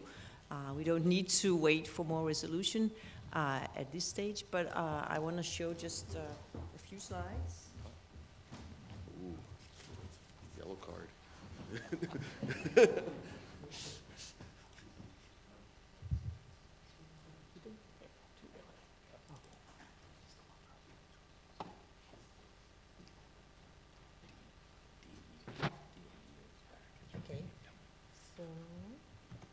So actually, we already do have a lot of data that indicate how existing radiotracers and perhaps also radiotracers that didn't work quite as well for the brain as we had hoped for. So this is just an example where we have the compound, the SIMP36, which can be radio-labeled here, but you can also radio-label it here or here. And we tried to move around a little bit with the radio-labeling, and this is what we saw. So this is in the standard radio-labeling position. And when you do that, and we all get these dosimetry images from time to time when we move on, then obviously you can't help looking at spots that pop up and wonder what it is. And particularly for the serotonin system, as Terry mentioned, we know that there is a high abundance of serotonin receptors in the gut. And this is also something that you can see quite easily here. Another thing that you can notice is that the labeling position matters a lot for the type of images we get. So even if you have the exact same compound, you may get completely different images because of the radiometabolites. So sure, we have a lot of challenges that are coming up. If we're interested to do more than just looking at hotspots in cancer diagnostics, we will need to sort out how to do the kinetic modeling correctly. And that's going to be tricky with an organ like the colon, where you have a lot of air and whatnot. So, so I just want to show also at the later time points, you start to see a lot of background coming up. You see how the radiotracer is moving around and how the metabolites would start to confound it. So I think we probably all have these dosimetry images lying around, and it could be interesting to make a repository of these and actually start to work from there and see what is it actually that we are seeing. Would it be brown fat that we have sitting here? Could it be something completely different?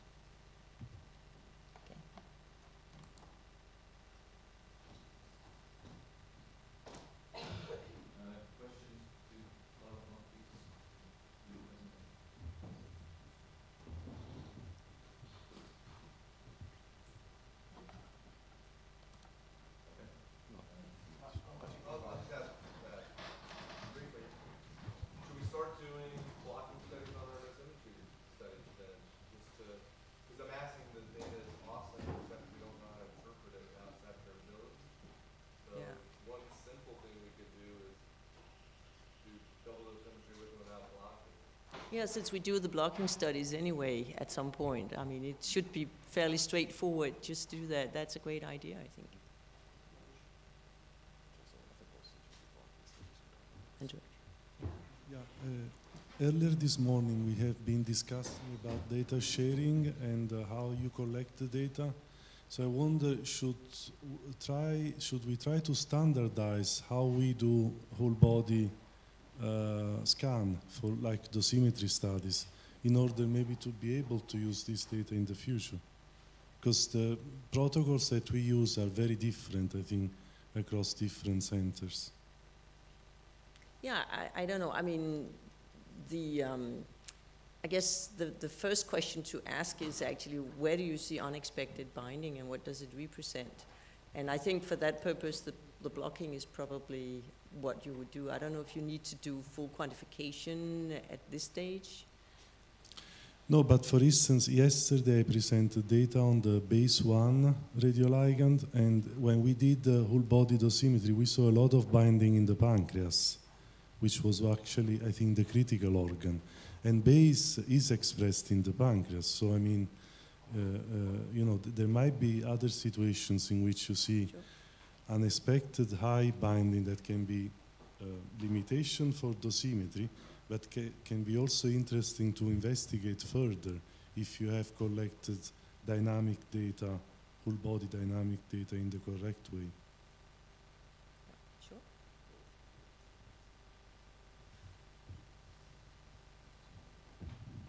I kind of concur with you, Rich. There's a lot to be done with dynamic whole body scanning. We started doing that 15 years ago for dosimetry in primates. But I think one of the more interesting things about it is the fact that, I mean, we did some studies with nasal injection. When we were putting in very small doses into the critical plate, we were hoping it would be taken up. It wasn't. It was actually taken up by the capillaries of the nose. But what it ended up with is you got this whole body system with very good uptake in the brain and uptake in other organs. And it was a very small dose. So a lot of this can be done, I think, with dynamic. It's not to say that whole body that's not going to be great. I'm sure you're going to get a lot more out of it. But then, again, you come down to a practical thing is that at $15 million, how many of these is NIH going to pay for? And until the price drops at least in half, it's going to be very difficult to happen. But you don't have to wait for it, because you can get a lot of information by just doing whole body dynamic scan. I think Terry showed $15.5 million, but I think that was the price for developing the system. The commercial price is thought to be close to 10 million, which is still a lot of money. But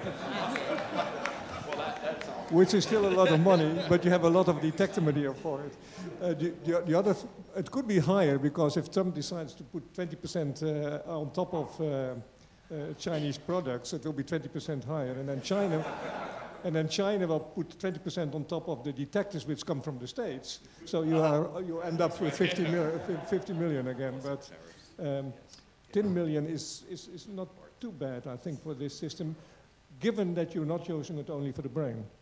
So Adrian, if you could get a quote that everybody could put in their grant, I think it would be very much appreciated by NIH. Because the main winner application, of course, is being able to do dynamic studies in a systemic disease like oncology, where you know there's heterogeneity, and you can look at all the different lesions kinetically, which you have to do if you want to do it properly.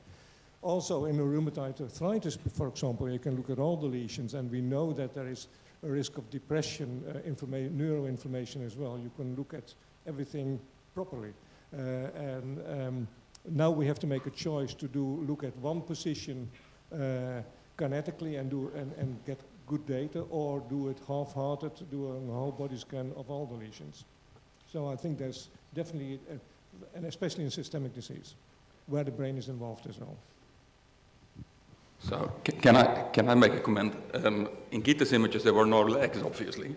Do we really need 2 meters? Do we need an axial field of view of 2 meters to do what we want to do? Or could we do it half? And compensate for Trump's extra taxes.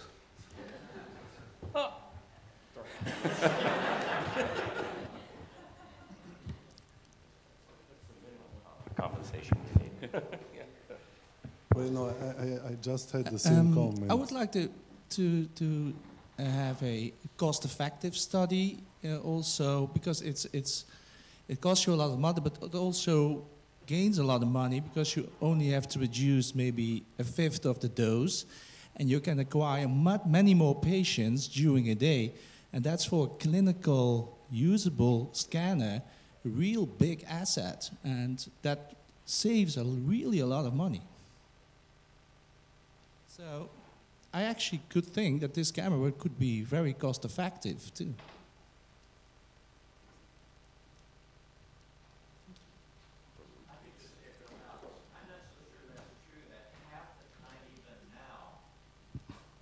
Getting the patient in out of the room. So I think you could scan 10 times faster, and your throughput on a scanner of this size would be a factor of 2.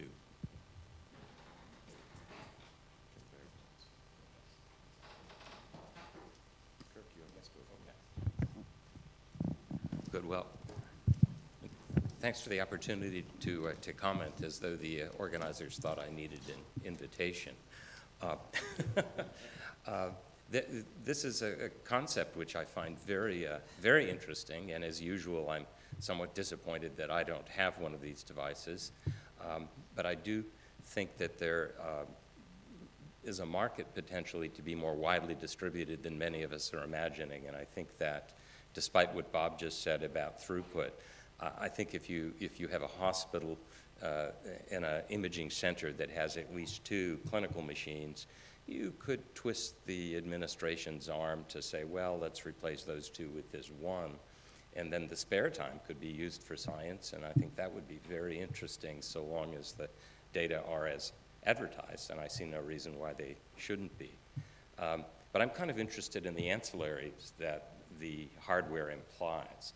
So it's a bit like the movie Jaws. You know, we're going to need a bigger boat. So there has to be a humongous computer, I'm sure, just to reconstruct the images. But if we step back and say, but wait, we're all modelers, we like physiology, pharmacology, and how they come together in neuroscience, you're going to need the capacity to do the equivalent of principal components or independent component analyses now on an order of magnitude more voxels than those of us who try to do this just limited to the brain. So there's going to have to be a big platform for analysis of this data at a level that exceeds what you can simply do by the chunk and shoot whole body, quote, dynamic imaging, where somebody draws a region around the liver and says, well, here's my ROI. So I think the really interesting things here would be the unforeseen covariations amongst a variety of organs below the neck, and hopefully together with things in the brain that may or may not be causally related, but which we can't even begin to imagine the question to ask right now, which does, by the way, run the risk of I found it and I don't know what it means and it may be spurious. But we can get to that when it occurs. Yes, I was going to say the field is full of such.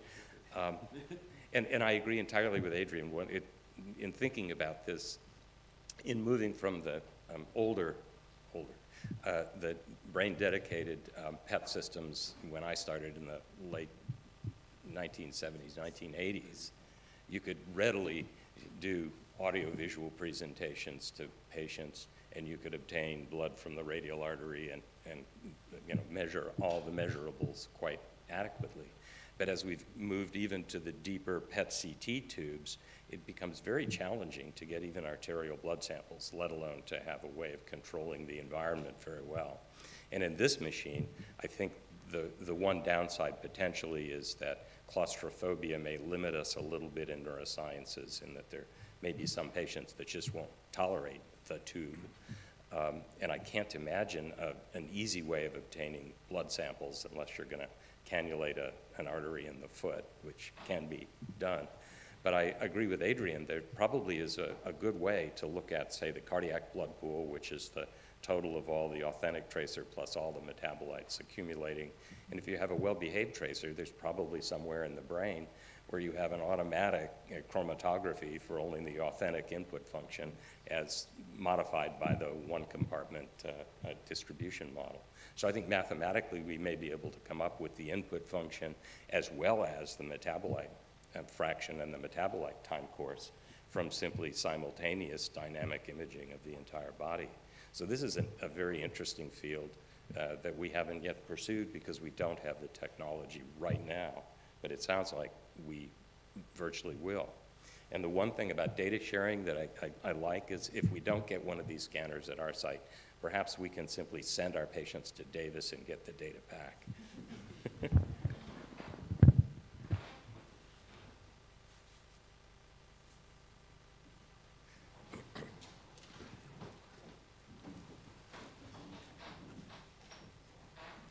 So the topics covered today have resonated with me on a few different levels. As a scientist, as a father, and as a patient myself, it was interesting to hear connective tissue disorders come up a couple of times. We don't usually hear about those in these meetings. My son has a connective tissue disorder. It turns out I have it myself. Statistically speaking, I probably have about 11 years to live. And I can say that for my symptomatology, imaging isn't going to do very much. For my son, I can speak from experience that he has undergone nuclear medicine procedures, and at least as practiced in my area, this didn't mean high resolution, high sensitivity PET. This was not even SPECT. This was just planar scintigraphy. So I applaud the efforts towards dose reduction. From a scientific standpoint, I second many of the things that have been mentioned today.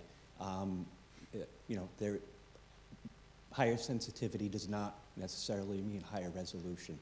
I think that's an important consideration. I'd also like to point out that the technology that's been talked about is largely a brute force approach.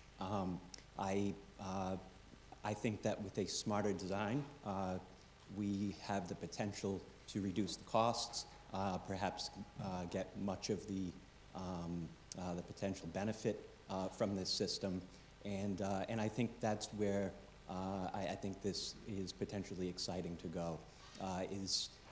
Although I, perhaps at some level question the endpoint of total body PET, the analogy that I would like to draw is putting a person on the moon.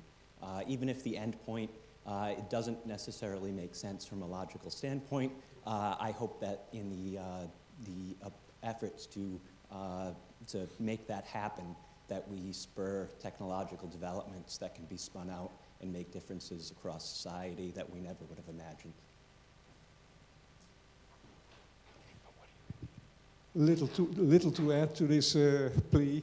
I have a question because I know there are now total body scanners being developed and semi-total body scanners of 1 meter.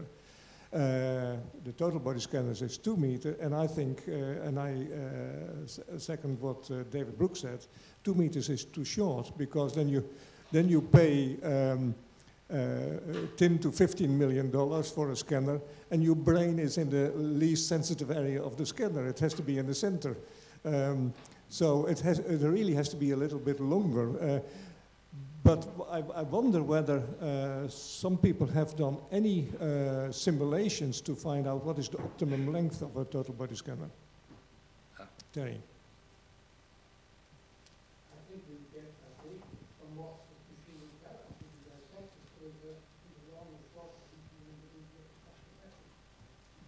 But can't you do some simulations here on the?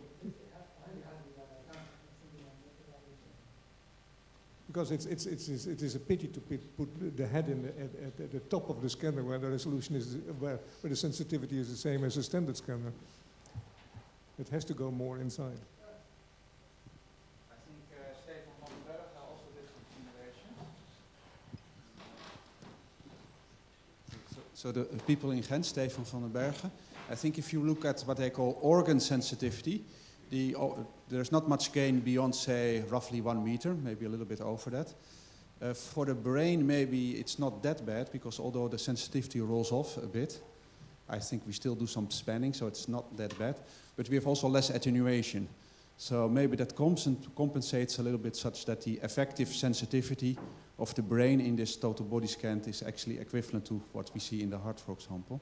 So we have a little bit of tolerance maybe there, because of the smaller amount of attenuation from the brain or the head. Could I add a point before that? Talking total body PET in a neuroreceptor meeting, it's a little bit of a stretch for me. But that doesn't mean it's a bad idea, because I think the opportunities for doing what we do in other parts of the body for other topics is fabulous. And a lot of the other fields don't get it. They don't get that maybe it's worth doing dynamics, maybe it's worth doing modeling, maybe it's worth doing analysis there. We're doing something with imaging of PDL1, and like Adrian said, we want to look over all the tumors in the body. We want to look at T-cell trafficking. We want to be able to look at that. Cancer is going to be an area where this is going to be really exciting. And what might be cool about that is if we bring our imaging and quantification technology into the rest of the body, this is a place where that might happen. That will spin off and positive for those of us who spend a lot of time in imaging the brain by just bringing the excitement of the methodology that we use and the physiological accuracy that we aspire to for other things, as well as these interesting interactions of mind-body connections.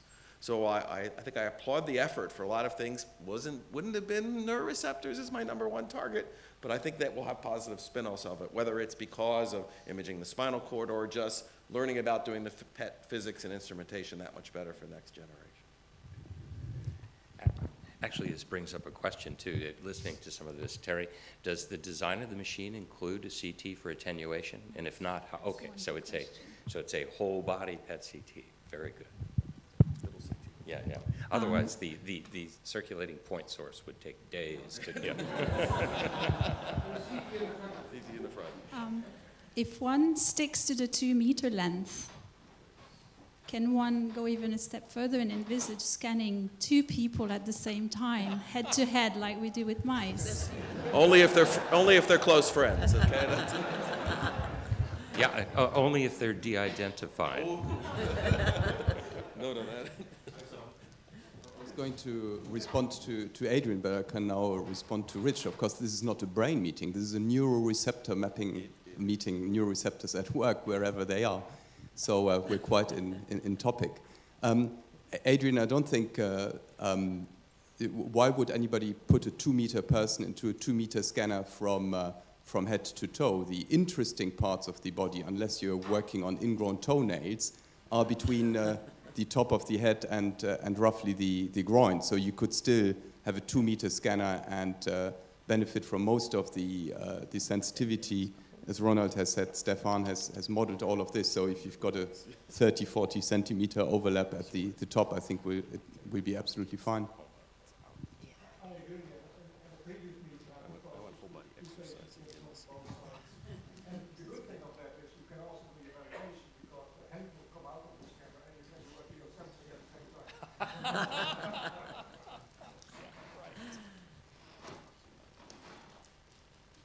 I don't want this to be offensive, but I do think it's important to clarify. And I wonder if we might ask the primary speakers if there are any relevant conflicts of interest that should be disclosed.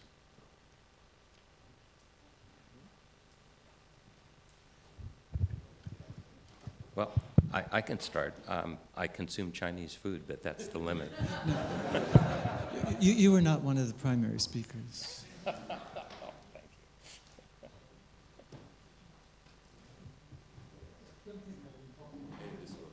That's great to hear. That's great to hear. No, I don't think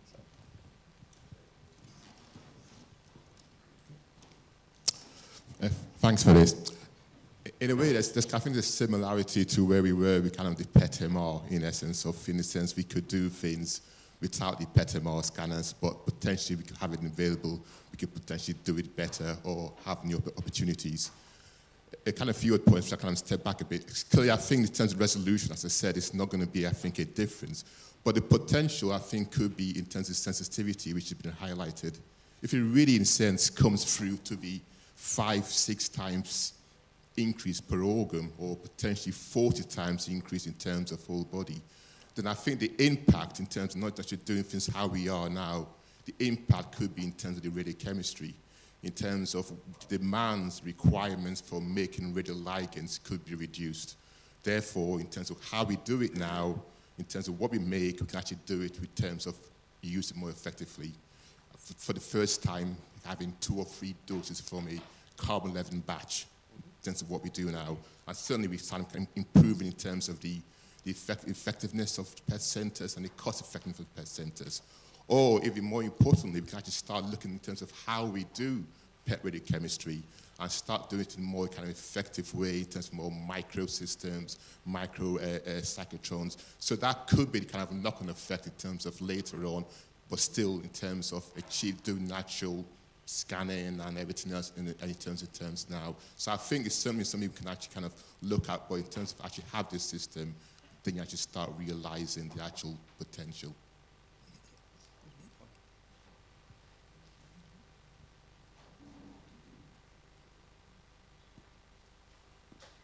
I've got a question to the panel.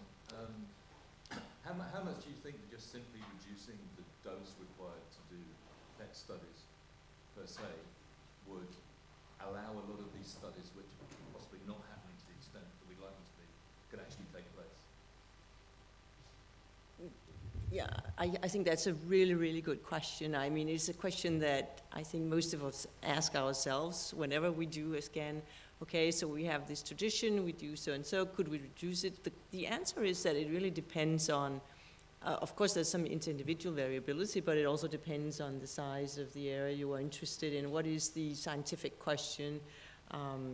So I think it's something that we have found quite hard to actually answer ourselves at the moment.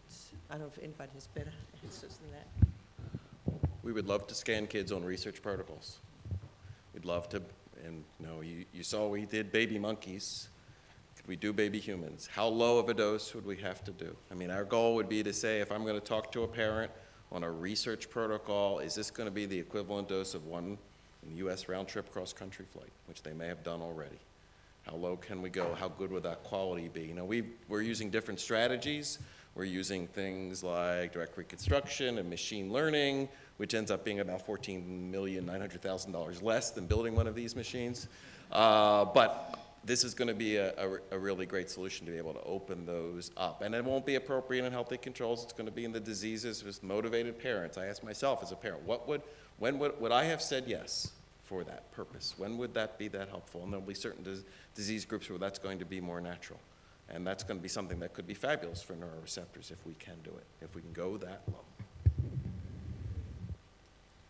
I just want to kind of put out a word of caution about how we engage in this kind of mind-body exploration, because we have such difficulty understanding what we're measuring already in the brain. I know the brain is much more complicated, but these are systems now. We're looking at receptors and organs that we don't understand, we don't study, and I think we either have to kind of constitute teams so we become partners with endocrinologists or pulmonologists or whatever the system we're working on, or the kidney doctors. Because, I mean, if, okay, you're excited about measuring a D2 receptor in the kidney, but what is it doing and what does it mean and how do you interpret the measurement? This is beyond even developing and you alluded to that, Kirk, the kinetics. How do you even, what's the input function? I mean, this is just like really, to me, it's just very challenging task. Agreed.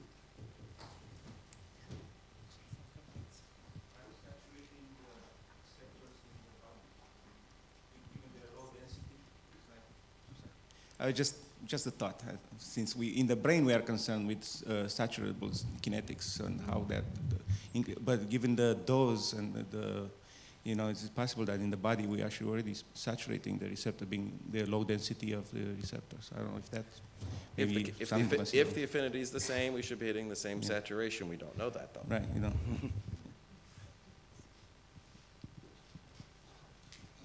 I just want to comment a little bit about children. In the US, for research purpose, the dose should be 1/10 of adult. So, and doses is 5 rem for organ, for total body and whatever. So it should be 1/10. And honestly, I try even to calculate, I cannot get how you can increase sensitivity up to 40, 60 times if you have 2 meters field of view. Okay, I am agreed that for gut abdomen, yeah, if it's in the middle of scanner, it could be with 3D mode maybe 2-4 times higher. But for the brain, it will be, okay, just a little bit, because it doesn't have so much, you know, counts. I mean, access. Yeah. So in the middle of scan. No, but per organ it was what? Per organ. Yeah, but again, how you get this, not you, but in general, 60 times. I believe it's involves something like time, comparison with, you know, something. No, so for a defined field of view, say the brain, I think the estimate was 4 to 5-fold increased sensitivity. And that's similar to the doubling of sensitivity you get just from 24 centimeters versus the previous 17 something. So you get more lines of oblique coincidence, and the more lines of coincidence you have, the higher the sensitivity for that volume.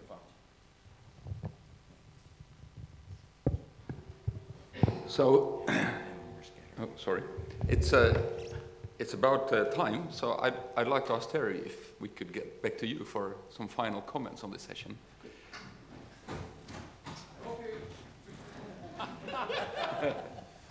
I haven't taken part in much of this discussion because I've said what I wanted to say, but I hope you'll go away and think about it. You've got this wonderful technology and skill base here. Just think about translating it to the periphery. Okay, new ideas will come out. We've just shown you some examples of its use. But as we begin to expose this to other disciplines, I think they'll begin to come up with ideas which you've never really thought about the application. But I think the fact that the brain and the body is going to connect is going to be a big step. And perhaps, and I'm being very caustic because I watch this field, the neuroreceptor imaging field hasn't really realized its real potential when you think about it. You've got this wonderful opportunity to look at the neurochemistry of the brain. What's the impact in terms of clinical science? What are the really big things it's done? And it's limited, if you really look at it. And maybe because we've missed the other component in terms of neuroreceptor imaging, because the neuroreceptors at the other side of the connections. And maybe putting the two together will really boost this the field of neuroreceptor mapping.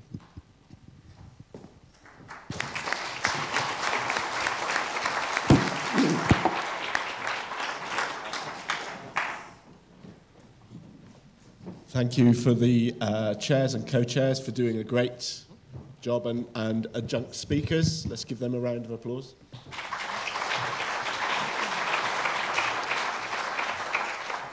We'll just have coffee, but just before we do, there's several speakers that need to upload their slides before the next session, which is just after coffee. I have someone's microphone, so if you've lost that, or earphones, it's here, so come and see me. And there was a final point. If you are not going on the boat trip this evening, will you please tell the people at the desk we need to know numbers and who's coming and who's not. Okay, see you after the break. Thank you again.